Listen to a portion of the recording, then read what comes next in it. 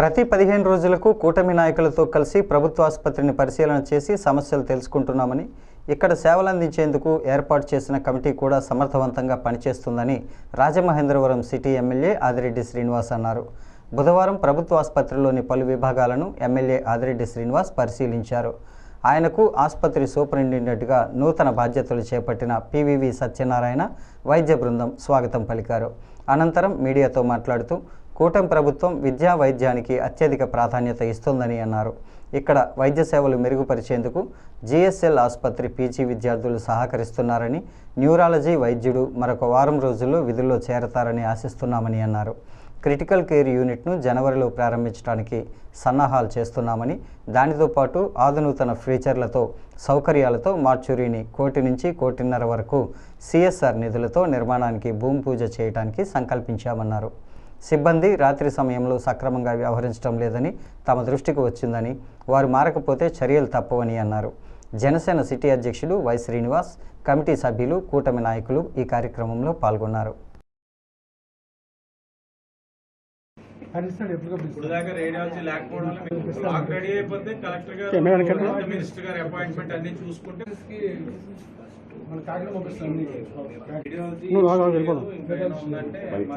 Attenders ఎవరైనా వచ్చినా కూడా రియాక్ట్ అవ్వకపోవడం, అలాగని మనం ఏదైనా ప్రయత్నం చేసినా అక్కడ ఫోన్స్ స్పందించకపోవడం జరుగుతూ ఉంది. చూస్తున్నాం, చెప్పాం, తర్వాత ఇంక చర్యలు తప్పవు. ఎందుకంటే రాత్రిపూట్లు అన్నది ఎక్స్ప్లెనేషన్ ఉండకూడదు. ఈ హాస్పిటల్ 24/7 పనిచేస్తూ ఉండాలి. దానికి అనుగుణంగానే నైట్ టైం షిఫ్ట్స్ చేస్తున్నప్పుడు నైట్ షిఫ్ట్లో ఉన్న వాళ్ళు రియాక్ట్ అవ్వకపోవడం అన్నది క్షమించడానికి నేరం అవుతుంది. అభ్యర్థిస్తూ ఉన్నాం, మా చేత అలాంటి పనులు చేయనివ్వకండి. కాదు మేము మారలేమంటారా? అనేక డిపార్ట్మెంట్లు మారినాయి. పలకరింపులో మార్పు కనబడ్డాది, వైద్యం అందించడంలో మార్పు కనబడ్డాది, పనిచేసే విధానంలో మార్పు కనబడ్డాది. ఎంత డిపార్ట్మెంట్స్లో మార్పు కనబడినప్పుడు ఈ బ్లాక్లో కూడా మార్పు కనబడాలి.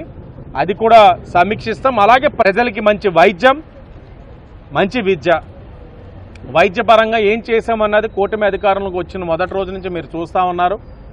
ఆ రోజు చాలామంది అన్నారు, ఏమొస్తారులే 1 నెల 2 నెల, కొత్త పెళ్లి కొడుకులు కదా 3 నెలల్లో 4 నెలలు అన్నారు.